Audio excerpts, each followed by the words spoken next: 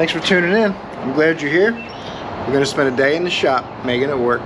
I'm Jimmy if you're new. We'd like to come out and take a little look at the sunrise, see what kind of day we might expect as far as weather goes. Usually coming in this time of the year, it's going to start raining in the afternoon, but we're not quite there yet. We might have a few more weeks before that starts. So anyway, we got lots of work approved from yesterday to do. That Dodge Durango, which is basically the same exact vehicle as a Jeep I put the rack in. They sell them, they put a slightly different body on it, same exact vehicle, bumper to bumper underneath. We're going to do brakes and a radiator, I think, on that one. There's a couple other vehicles got towed in, so should be an interesting day. Make sure you stay tuned. We'll have some fun, and we might learn a thing or two. All right, Dodge Durango, aka Jeep Grand Cherokee. We're gonna do it. Well, this one does have coil springs instead of air suspension, but customer insists he needs front brakes, so we're gonna do front brakes whether he needs them or not. That's not up to me. You guys know that. So we're gonna go ahead and get these faux high performance brake caliper covers off because they're in our way. 3/8 nuts, and we'll get this brake job knocked out real quick. Then we're going to do the radiator, a battery, and an oil change.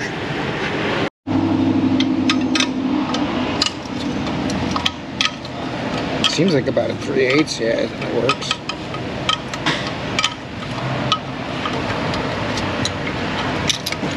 I don't understand what the deal is with these things, but you know, whatever. That's something I would put on my car. But everyone's got to row their own boat, right? That's why I always say that. Not everyone likes the same stuff. Whatever makes you happy. I think this is an Allen bolt inside here. Could be a big Torx. We'll figure it out.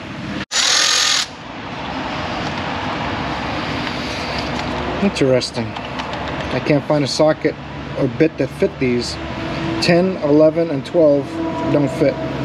But it's definitely an Allen. Now my socket, my 10's stuck in it. I can't even get a 7/16 or 11mm in it. I'll try the Mac RBRT deal or whatever these are called. This is a 10mm version. It fits kind of similar. But when you push it further in to this edge, then you can get snug. I don't know if someone wallowed these out or what the deal is. They're like 10.5mm. So anyway. See if we can get it done with these. I know they'll go out and in. As long as it feels like I can get them tight enough. If I can't get them tight enough, they're going to have to get me hardware.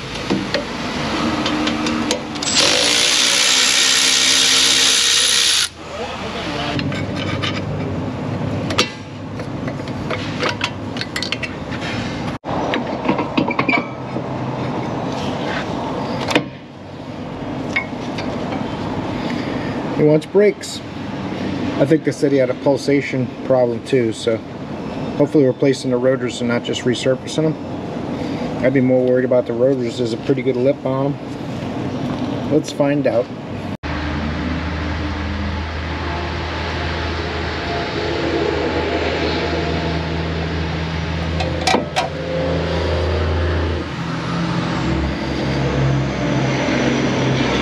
Go back where you came from, pistons.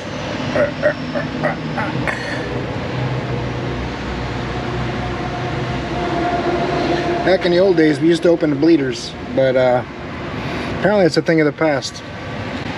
People are like, "Why are you doing that?" You're supposed to. No, you're not. They don't recommend doing that. Even if you look in the OEM procedures, never mentions opening a bleeder to push the pistons back. Kind of strange how all of a sudden they don't tell you to do it anymore. So, I'm not going to disturb it if I don't have to.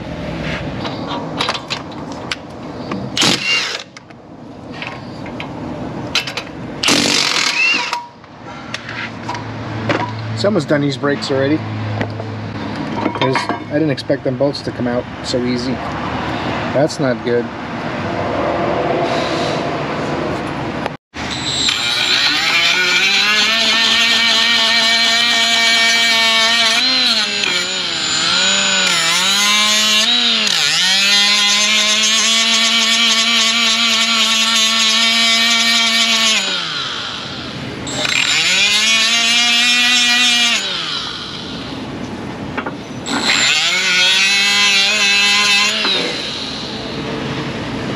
That'll work.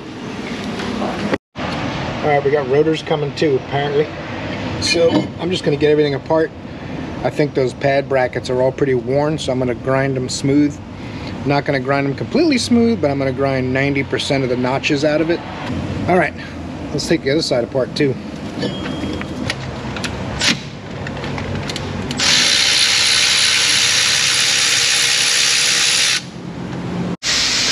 The RBRT bites a little more, but I also have to work a little harder to get it out on the vise.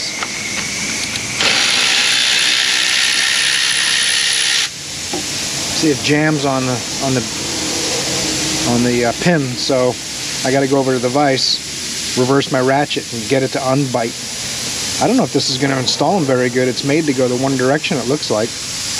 I hardly ever use these things because I don't really see any real benefit. Supposedly they work on all Allen bolts, not just strip ones, but it's bitten there pretty good. Something going on. These might be stretched a little bit too, but they fit the caliper good. Very strange. Must be 10.5 millimeter. Not so bad. Hiya! See that?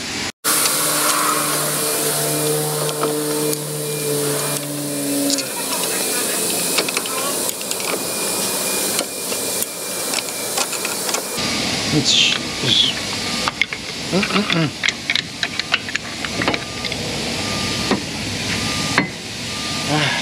oh my goodness gracious. This bracket's got wear too, but not as bad as the other side.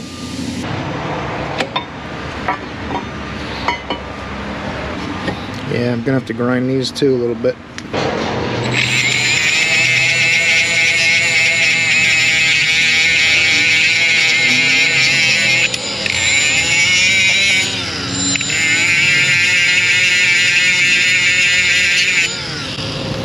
That's basically what I'm going to do, the minimum that I need to keep the pads from dragging, getting caught on there.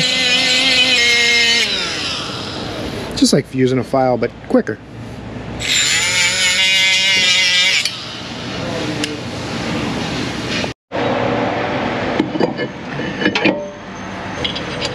These aren't going to even get close.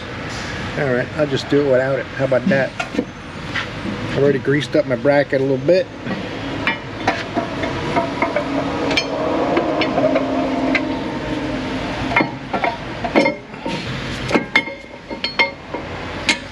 A couple people are still saying that you shouldn't grease them because it attracts dirt, but I have never seen dirt jam moving brake parts yet. I have seen rust jam it. I've never seen dirt cause brake pads to stick.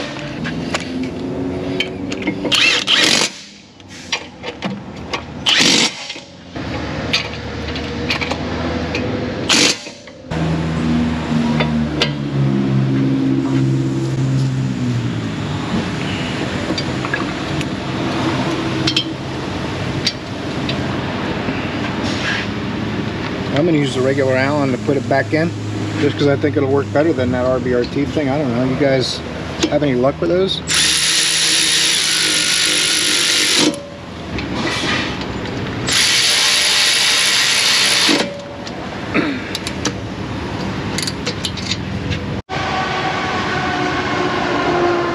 I'm even going to put a little lubrication on this. What do you think about that?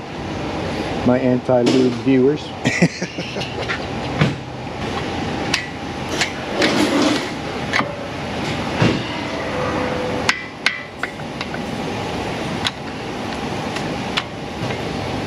Make sure this little foot bites into that ledge.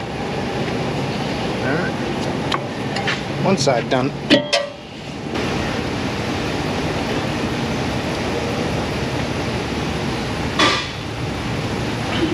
Yeah. You should pop in just nicely.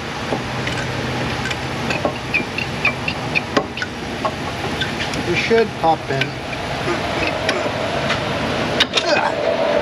See, I told you it was easy. Put those in place. Not all the way in. Obviously, the threads have to clear that bracket, so.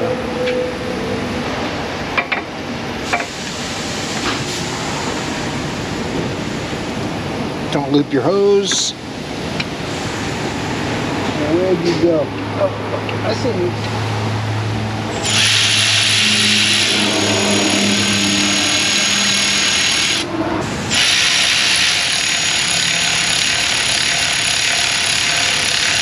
All right.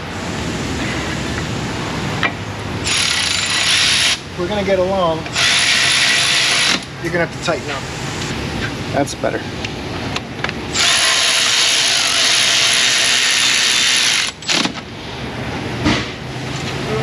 Now, you don't have much choice on these using power tools.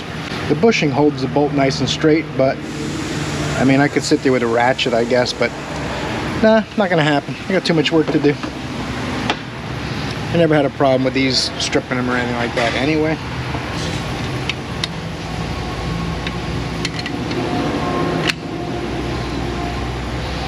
This side snapped in a little easier. All right. I'm not gonna put the wheels on yet. I'm gonna, that's kind of weird. I'm gonna do the radiator with the wheels off just in case it makes it a little easier to lower it anyway too, right? Let's do that radiator. I'm gonna go ahead and use my Astro under hood light and try to get this thing out of here. This wasn't hooked to the airbox. Maybe that's why the check engine light's on. I'll put it back on when we're done. Get this out of here. I would totally blame Joe. Hey man, we got a hot set. We got a hot set.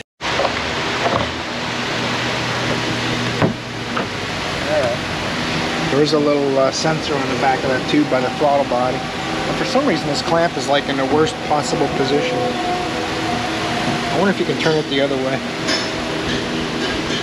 Oh no, they got two notches. If there's two notches, you can't. Because it's under the connector for the throttle body. Stupid stupids. The clamp's facing here. If it was over here, I don't know. Seems simple. I don't know. I'm not an engineer. You guys know. Now I gotta put this back on. I gotta take it off. And they got these little tabs, these locator tabs, so that you have to put it on the dumb way. Alright.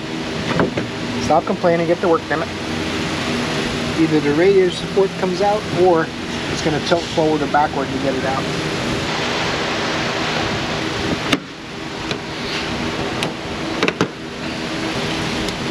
Man, they like the plastic clip. Oh look, it's got 7mm bolts too, just to mix it up a little bit.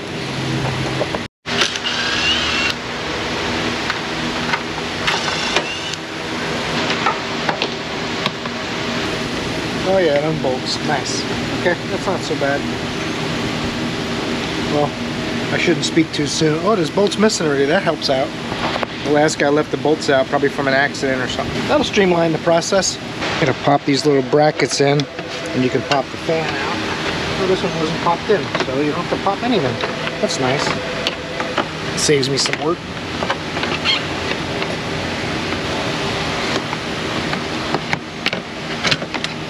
Oh, they left a lot of bolts out. The brace isn't bolted in. Some of the 10s in the front aren't bolted in. That is going to be easy. Should basically fall out of there, I guess. I keep saying that I'm going to jinx myself. I think if I unbolt the horn, I'll be able to lay it on the grill. And a couple other 10s and it'll be out of my way. Let's see what we got underneath that thing. You can see how much it looks like that Jeep I just did yesterday, in case I didn't say it enough times yet.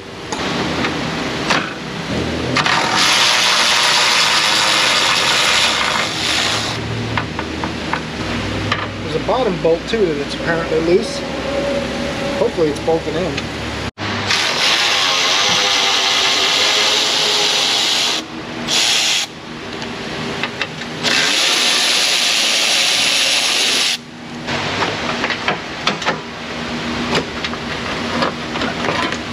Oh, this isn't even, condenser's not popped into the radiator either. Cool. Man, this should come out real easy. I don't know who worked on this car, but it must have been in an accident. So they fixed it in their driveway or something, I don't know. That's not really my concern. Let's just go ahead and fix it.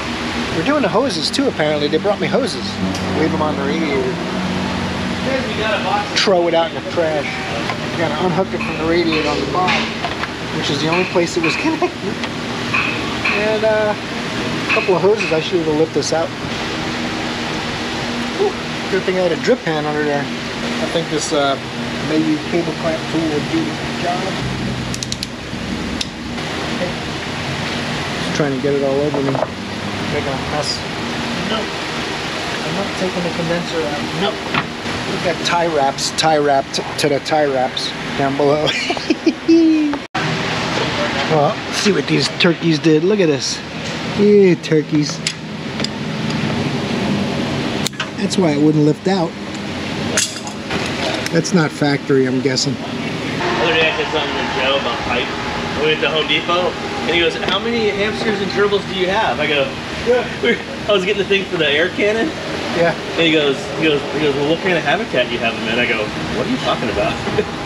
When my buddy got married, my wife's mother, whatever, they got one of those hubby and wifey shirts on their honeymoon. So he brings it over to the house, and when we go to Home Depot, he puts on the hubby shirt. And we walk, oh, it is so much fun. Oh, I heard it. Don't worry, I'm gonna probably edit most of that out. I already saw it, that's why I got quiet. I always get a little nervous when I see my Indonesian-made performance radiator. The box is already open. But it does look like the right one. Luckily it comes with new rubber grommets because when you try to pop them off the radiator, they don't pop off. Comes with new bottom biscuits too, that's nice. I'm not going to put the hoses on before putting it in just because maybe a little more of a hassle getting it on. The struggle is real. I think it really wants you to take the condenser out to do this job. That's why it pays like 3 hours. I'm going to do it in about an hour because I'm not doing it that way. Now this side, it looks like the condenser's tweaked a little. I didn't do that. Maybe that's part of why it's tightening. Alright, get in there, will you? And there must be something missing from the bottom because it's not all the way down in the saddle.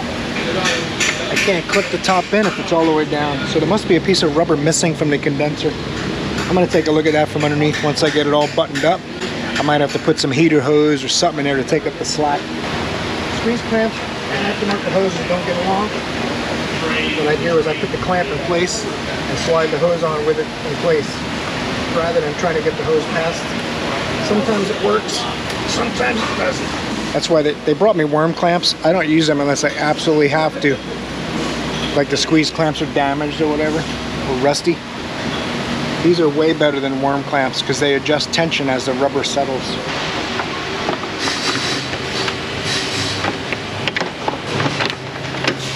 Settle down. Gotta make sure all your ducks are in a row.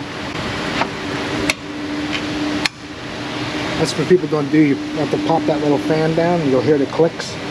Locks it in place. They didn't do that last time. Just like they didn't put the condenser in the clips that hold it onto the radiator. But I can only fix it right this time. I can't fix it right last time. That's over. I had a customer, blue Ford Fiesta. We came in this morning. It was out in the parking lot with a note saying, "We made an internet appointment. This is our car. We want you to check this, this, this, and this." So then we called them to verify what they wanted done and all, and let them know what it would cost to look at it. And they said, "Oh, we're not sure about paying diagnostic fees. We're not going to pay those." So we said, "Okay, come get it." It's not like a bargaining tool, and a lot of places will say, "We don't charge you diagnostic fees if you repair the car." All that means is they hide the diagnostic fees in the repair. So, because you got to get paid for your time, unless you just want to take a guess.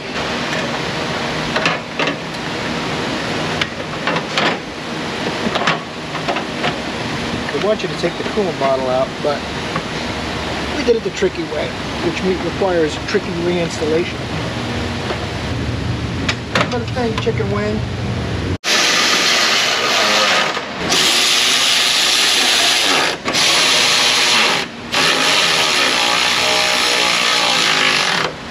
Like that's going to start to crush the plastic. Alright, we'll leave it there.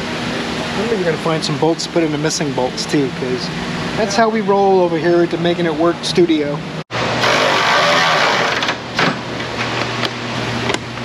I don't think these are factory bolts. I think after a collision or something, someone put these screws in there to hold this up because plastic clips are broken in here. That's the way it seems. You have to wonder, is this an oversight? are intentional.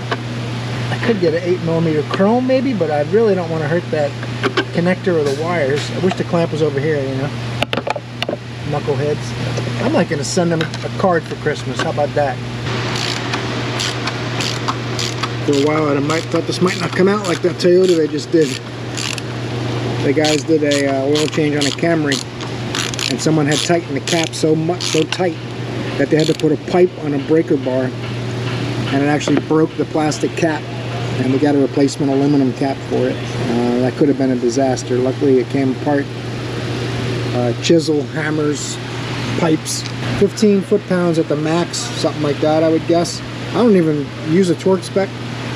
I snug it and then go a little more. That O-ring seals it, not how tight it is. When do you think the last time this O-ring was replaced? See how flat that looks flat? It's also hard. That's what it's supposed to look like. The filter looks like it was changed, but I guess they didn't feel like the O-ring comes with the filter. They didn't feel like putting it in. I don't know.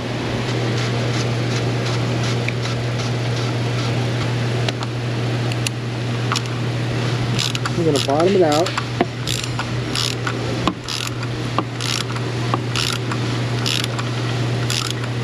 Okay, that's bottomed out. I felt it stop. That's it. That's all it takes.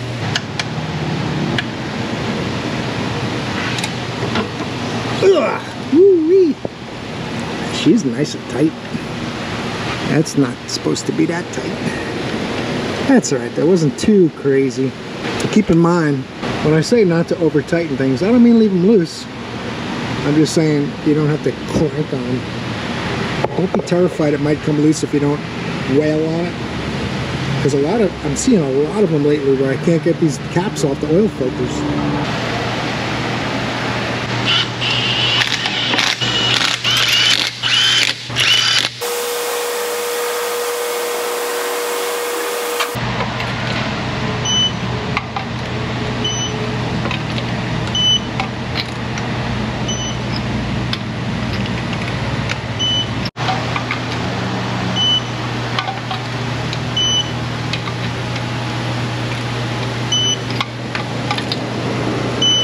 It says 5.9 quarts of dinosaur blood, so I got 5.5, and I'm going to check it and see.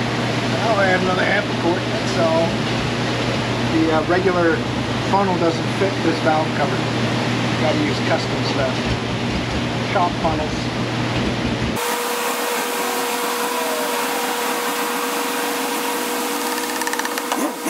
I'm not sure if that's primarily T-Rex or Stegosaurus, but I know it's something with points.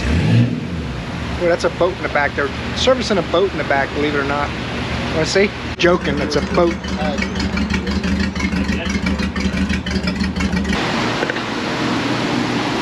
Make sure this oil's right. Butter? It must be butter because it's on a roll. I got my little funnel set up going. These are sketchy with air. They're not bad, but I've had a couple give me some trouble. So we'll just elevate the coolant level. Might have to burp it once or twice. And then she runs. Wait a second, I think I got the songs confused. Let me grab the antifreeze and stop horsing around.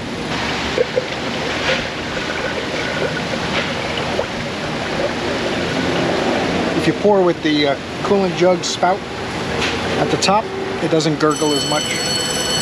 Unless you're really tilted a lot. Let that cook a minute. It'll fuss and fart and burp and carry on. You can throw this over the top. Put a bleeder back here. That'll help.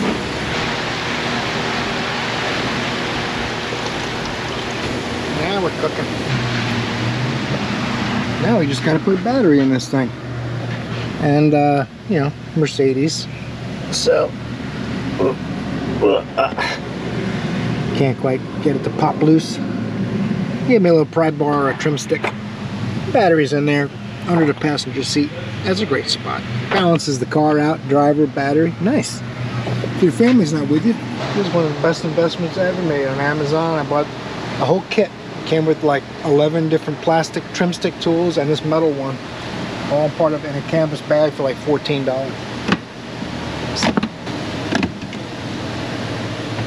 Move the Crocs and everything out of the way, it's right there.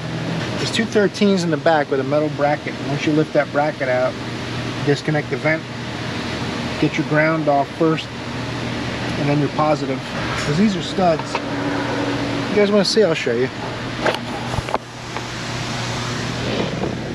That's what it looks like down there. Two 13s, two 10s on the battery terminals, and that little vent hose. Always make sure you hook that back up, otherwise the battery will vent gases into the car. They got it on there for a reason, right? That's the way I look at it. Batteries are heavy. And it's a pretty tight fit, so. Usually when I put the new one in, I just slide it in there and let it go. They're pretty durable, luckily. I mean, the battery probably weighs, feels like 80, 90 pounds. Hard to say for sure, but they're heavy. The battery comes with a baggie with two fittings. One's a cap for the vent you're not going to use. Try to remember that.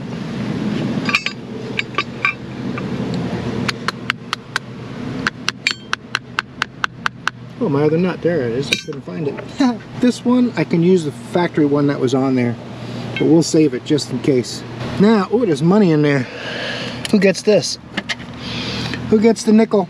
I gotta try to get the terminals up out of my way here, and then slide the battery in without crushing them and stuff. Take the caps off now, a little easier.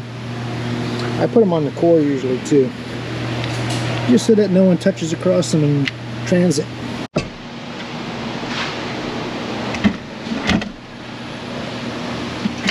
Tighten that positive, push it forward into place. No need to crank it, don't have to get crazy as long as you can't turn the terminal on the post.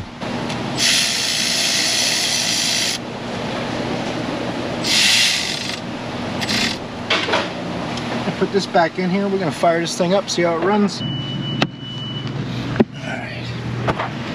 Alright, I don't want to show you any families.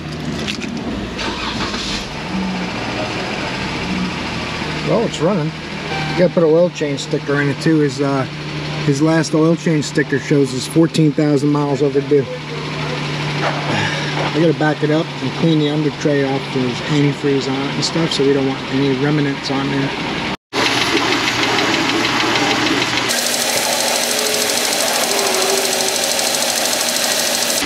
You don't sound too happy about going 14,000 miles overdue in an oil change.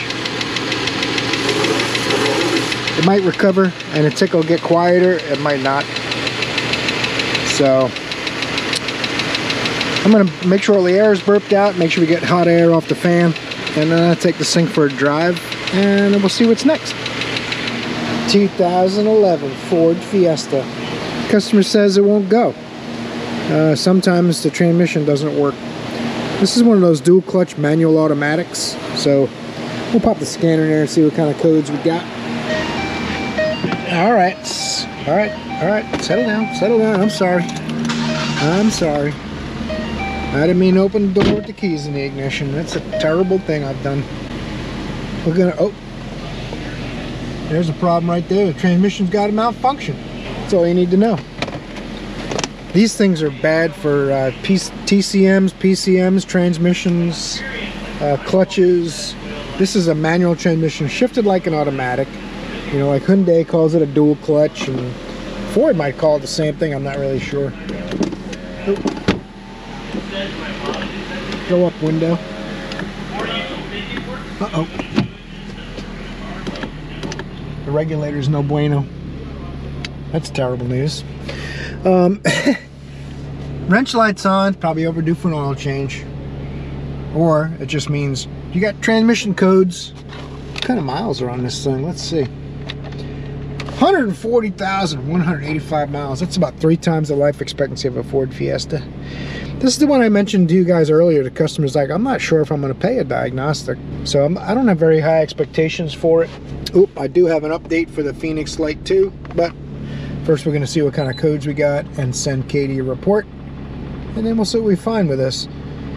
I'm leaning heavily towards transmission, but there's a lot of service bulletins for them. They actually extended the warranty, but this one's past that, so we'll figure it out. Oh no, this is bad. P0606 control module processor. That's a TCM basically. Clutch position sensor A, clutch position sensor B, clutch A actuator circuit low, clutch A actuator control circuit high, clutch B actuator control circuit low. My goodness gracious, shift fork, clutch actuator, shift fork, shift fork, shift fork, wrench message center, something. That's bad.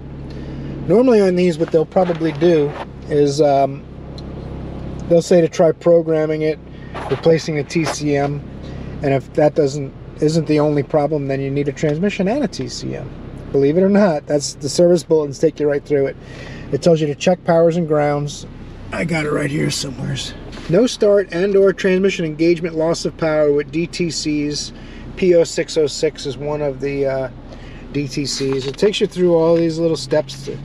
You basically test a few things like powers and grounds, and it wants to know if you have outputs from the TCM to the controls on the transmission or not with good powers and grounds at the TCM.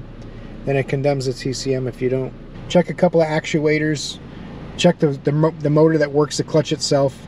Sometimes it just won't engage the clutch, so it'll stay a neutral kind of thing. Now I did start this up and it happened to go into gear. I drove it into the shop and then we broke for lunch, and now checking it, we can see if it'll go. Nope, no reverse. Try drive, nothing. Try low,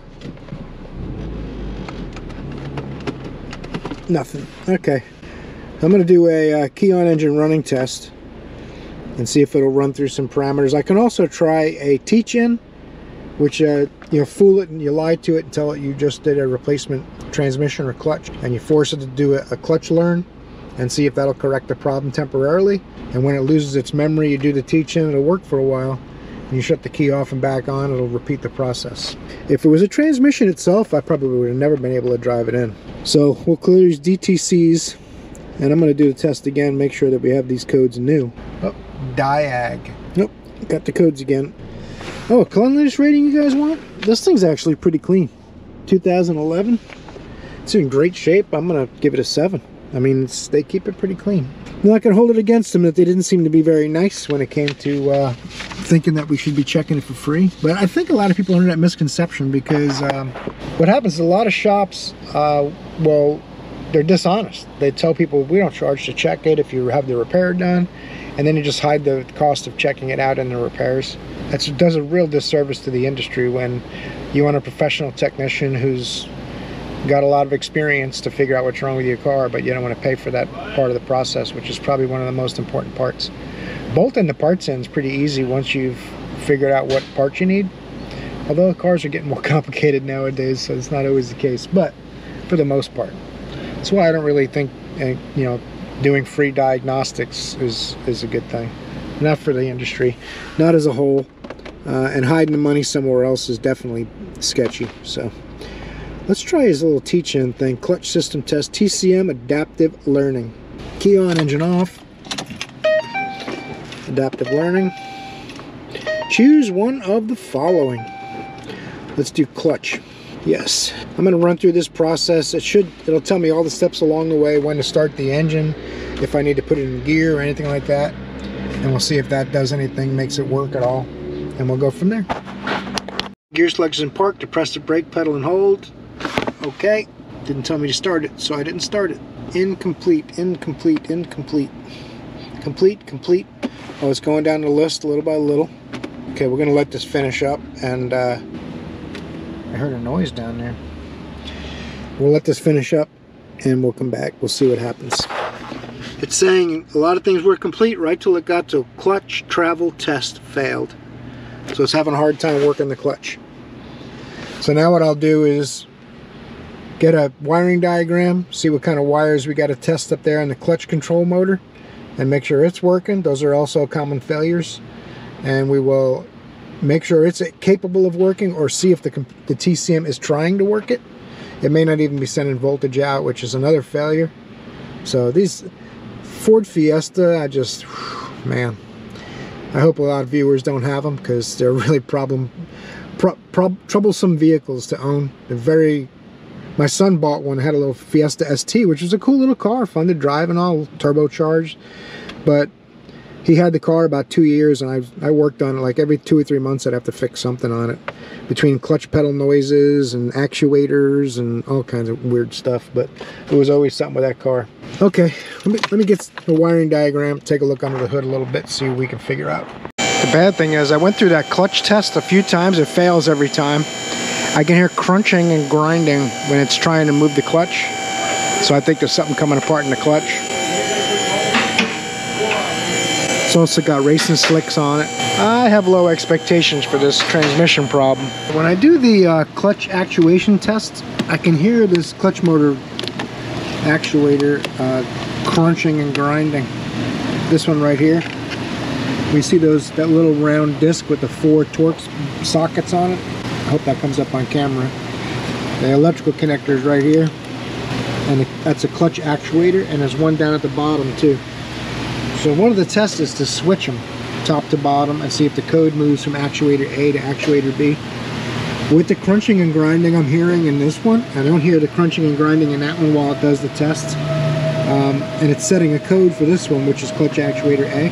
So I think we have 2 problems, because we have an internal processor code for the transmission control module, and we have an actuator code for that. And sometimes it goes into gear, sometimes it doesn't. I think the actuator is busted up. Switching them is not going to be easy, and they already said the customer is pretty sketchy and doesn't want to spend a penny over the initial hour. So I think basically we're probably done with this, and I'm going to make a couple recommendations based on that, which is a clutch actuator A, and then we'll see what happens. I also told them it might be extended warranty. I think it's expired, but I told them they might want to check just to get, if it's a problem customer, just have them go to the dealer, see if they can get it covered on a warranty. So we'll see what happens with this one. Unfortunately, it's not very happy, so I mean, there's no point putting a voltmeter in it. That means it's working, but there's something broken in the actuator. So anyway, that's where we're going to leave this one. We'll see if anything more comes of it, and of course I'll show you guys if it does. Let's see if we got something else going on. You guys might remember my next one. 2003 Nissan Xterra show truck. This is one where Matt's helping him out, holding the window up, although Matt's been kind of letting him down lately. I feel kind of bad for him, but I said, you know what, you did such a great job getting our alternator charging. All I did was plug it in, if you remember from last week or 2 weeks, I think it was a couple weeks ago. They said, you did such a great job that I want you to find out why intermittently it's hard to start. And sometimes it'll stall going down the road. We're going to see what kind of codes we got. And try to get us a little bit more room in here. You might remember 265,495 miles. You might remember the this has a combination of old food and skunks going on. Oh, someone got a new phone. Oh yeah, dog. It's definitely got a check engine light on. Engine makes a racket when you start it up. It's basically on its last legs, but they want to know if we can keep it running a little longer, so we're going to see if we can. Let's hook up the scanner and see what we got for codes and stuff. We'll know where to go. I'm not going to do it sitting inside the vehicle though, because it's hot, it stinks, and I'd rather just be out here. That's the way I'm rolling with this one. Auto scan. Ew, new. EGR, solar form misfire, catalyst, knock sensor, throttle position sensor, Here's the thing. You can see some of them messing with the distributor. A Mises has been eating wire number 4, and the one next to it, which is 3, I believe, could be contributing severely to a misfire, huh? Spark plug wire is not on the holder. You might remember the alternator wasn't plugged in by the mechanic that put it in. I'm thinking the same mechanic did the distributor to see if that would keep it from shut. She said it stalls apparently going down the road sometimes, and it's hard to restart, and then it finally restarts. It's got a bunch of codes, and the distributor is the most common cause in these. The problem is I kind of would have to get it to do it, and I don't want to get stuck. So There's no codes for cam or crank sensor. Both are housed in that distributor. The way this system operates, I believe. I gotta go look and refresh my memory on it. It has been a while. We know it needs wires because Mises ate them. That could be a factor in the way it runs, but it shouldn't stop it from running and make it hard to start, right? There's oil everywhere from this valve cover, but it looks just like it was spilled or like it's got a lot of blow-by.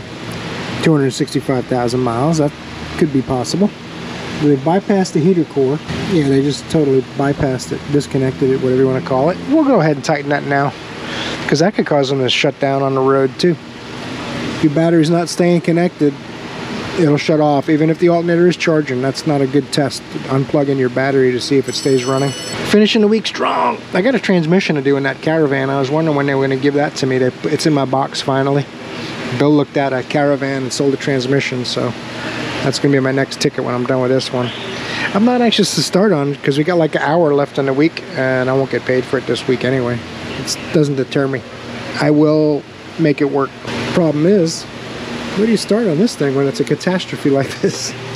It doesn't look to me like the timing would be right, because it's pegged all the way to one side, which isn't normally the way it is in these things. They normally somewhere around the middle of the slot in the housing, so that's unusual. I'm going to try to get it to act up for me and see if it'll shut off, and I'll see if I lose spark or injector pulse or get any new codes when it happens. I think that's the safest thing to do with this. We'll see where this one goes. Look, someone's been messing with the TPS too. Maybe cause some of those codes, I don't know. Let's let it run a little bit after we tighten the battery. I was just thinking about a video I saw from Ford Boss Me a couple days ago about checking catalytic converters, and he was talking about how they get misdiagnosed sometimes, and then he was just tapping on it and showing you how it made noise. The way to properly diagnose a catalytic converter, and I know he knows this, he's a good mechanic. The video kind of surprised me. He was talking about tapping on to diagnose them, but the way you really diagnose them and the way the computer would diagnose it is there's two oxygen sensors in front of the catalytic converters for fuel trim, and there's two oxygen sensors behind the catalytic converters to monitor the catalytic converter function, and they kind of support fuel trim as well, but only as a backup. So this car has a catalytic converter code for both banks, and I can hear the cats rattling. If I did the test Rich was talking about, tapping on the catalytic converters, you hear it rattling because the catalyst is broken away, and that's what makes them bypass and they don't do their job. That's something we used to do back in the 80s and 90s, Crown Victorias and Ford Mustangs. We used to do a lot of police cars. They would idle so much that they would cook the cats, and they would rattle like crazy. You just tap it with a rubber mallet and it would rattle. But anyway, I'm going to show you what it looks like when the cats aren't working. So if you look at these four data lines, the blue and orange are the front O2 sensors, and the purple and gold or yellow are the rear O2 sensors that monitor the cat. When the cat's working properly, these rear O2 sensors will be flatline. So we'll bring it up to about 2,000 RPM or so, and we'll look for these rear, for the purple and gold line to kind of flatten out if the cat's working. If they stay active and they're jumping up and down with the orange and blue line, then the cat's not doing anything, and it's still trimming fuel from the rear O2 sensors, showing you under and over 0.45. See how both of these are changing in the numerators and on the graph. You can see how they're switching wildly still. The cats are hot now, so once the cats are heated up, they shouldn't be switching anymore. If their cats are working properly, the purple and gold line would be kind of flat. So if I bring up only those lines, we'll go back here, we'll take away the front cats, the front O2s. This is only the rear O2s, which are monitored to see how well the cats work. If I bring it off idle,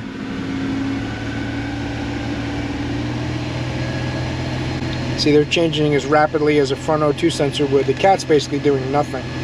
So, and you can force it rich or lean by goosing the throttle a lot.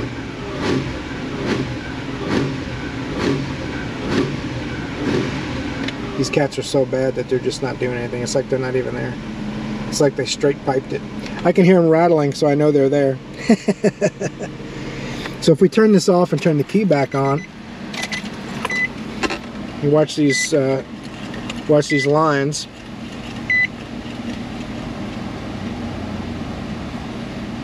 Now, that's just an example to show you how flat it should be. But normally when it's working correctly, there will be some variation. You'll see a little wiggle in them. They'll just move a little bit. They're never going to be switching rapidly like that. You should always see just a little bit of a... That's how you properly test cats. That's what the computer looks at to let you know whether the catalytic converter is working or not, or to decide for itself whether it's working or not. And that's the test you do really, to make sure whether the cats are bad. Because 9 times out of 10 they're bad and they don't rattle, because they'll either melt the catalyst inside, deteriorate the material, and they just kind of wear out. That's just something I wanted to go over with you guys real quick while I'm waiting to see what's wrong with this thing, get it to stall. You hear that? Did you hear that little rattle? That's the catalytic converter rattling. So this will also fail with a tap test, but the computer has no idea whether they rattle or not. It only knows whether the rear O2 sensors are doing anything. Let's let this monstrosity run, this truck run a little while and see if it'll act up. Another thing that's pretty interesting while this is running, you know, where the mice ate that wire. I'm not going to get too close because it'll zap me. But if you look up the hood, you see that mark? It's right in line with that wire.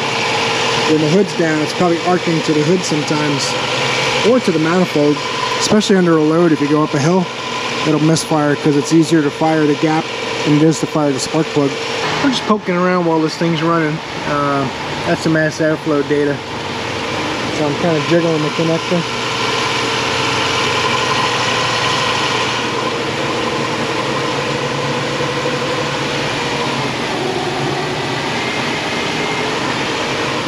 You can also tap on it.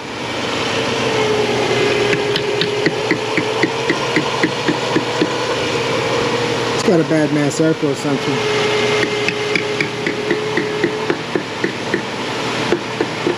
Shouldn't see any changes from tapping on it. And is that the problem? Not sure yet. I know it's one of. That's the thing with a car like this. It might have 10 things wrong with it. Sadly, I mean, I hate that for them. They probably don't have any money, but I can't change the facts, you know. I tightened up the battery terminals and the cable ends and all. I told them to do all that stuff, but they didn't do it. So I went ahead and did it this time. I should have done it last time probably, but you know, my boyfriend's a mechanic. My boyfriend's a mechanic. Okay, have your boyfriend tighten up some stuff. He didn't get to it yet. Okay. Anyway. So I'm going to write down mass airflow sensor. Still running though, so I'm going to take it for a drive. I'll probably drive around the building a few times so I don't get stuck if it does shut off. See if we can get it to act up. There's another interesting thing. When I snap the throttle, I noticed the throttle position sensor is not moving, changing voltage. So we'll go wide open throttle.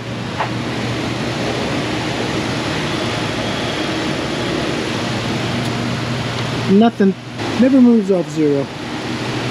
So let's grab a voltmeter, see if we have our 5 volts here. Alright, I've got 12 volts on the center wire in the top connector, 12 volts in the top wire, and I have a ground here, which I just poked it in and back probed it and then moved my ground to the positive. I got a ground. Down here I have 5 volts on the bottom, which you can see there's green corrosion or something in here. That could just be weather pack connectors that are crumbling. I got 5 volts, I have a ground, and I have no signal out of here. I believe I should have my throttle position reference there, but I don't have anything. When I move the throttle, nothing happens. So something going on with the sensor.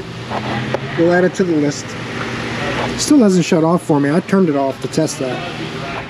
Alright guys, thanks for watching today's video. I appreciate you spending some time with me. I know your time's valuable. Hope you enjoyed it and got something from it. Maybe enough to torque the like button, subscribe, those kinds of things. There's no charge for that. You know that, right?